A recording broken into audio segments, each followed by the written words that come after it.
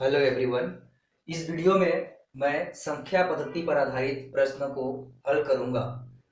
अगर आप किसी गवर्नमेंट जॉब की तैयारी कर रहे हैं या किसी कंपटीशन एग्जाम की तैयारी कर रहे हैं तो आपके लिए यह बहुत इंपॉर्टेंट होने वाला है। आप जो भी एग्जाम देते हैं हर एक एग्जाम में मैथ क्वेश्चन आता ही है।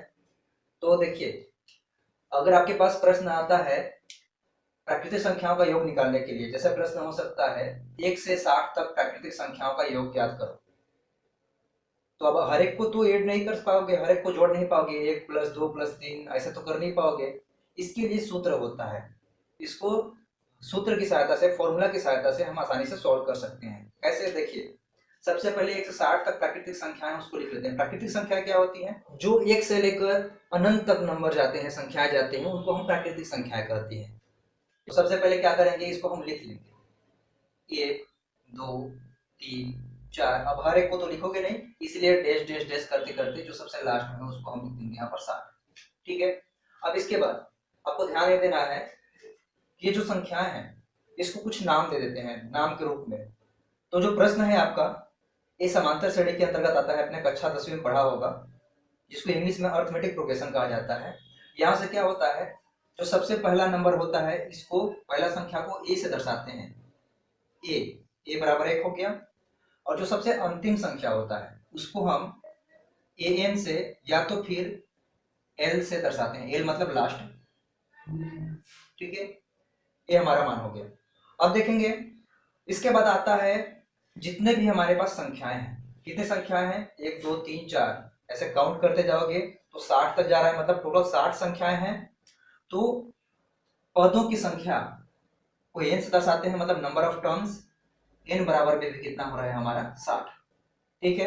अब यहां से देखेंगे, सर्वांतर निकालते हैं। सर्वांतर, जिसको इंग्लिश में कॉमन डिफरेंस बोलते हैं, डी से दर्शाते हैं। चलिए मैं लिख देता हूं यहां पर सर्वांतर। सर्वांतर, इसको डी से दर्शाते हैं।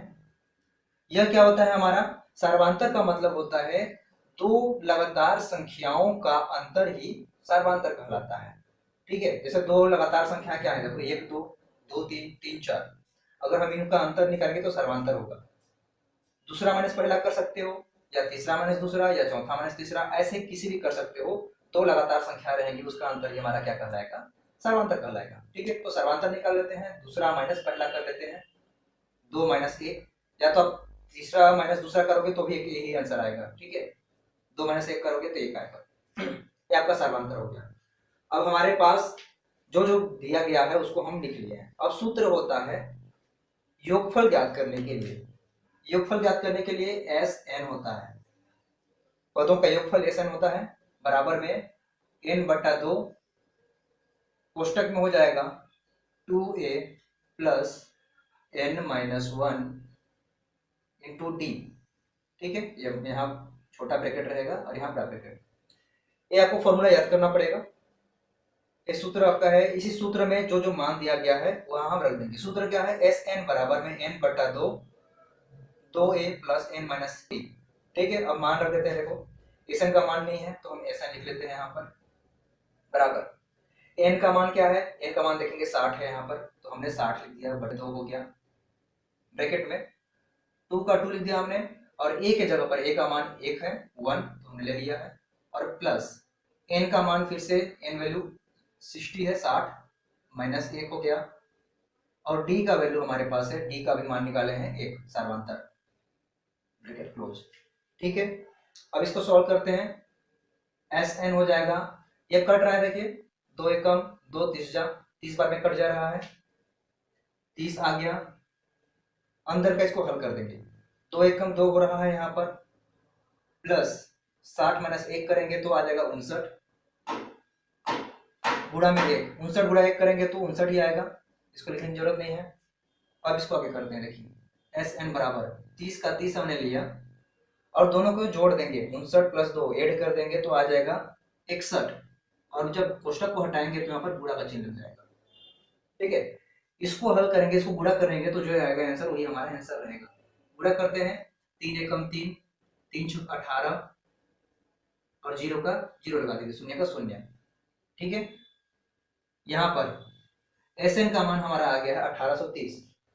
इसका मतलब क्या है, जब हम 1 से लेकर 60 तक की संख्याओं को हर किसी को जोड़ते जाएंगे, 1 प्लस 2 प्लस 3 प्लस ऐसे करते जाएंगे, तो उसका मान, टोटल मान कितना आएगा, 1830।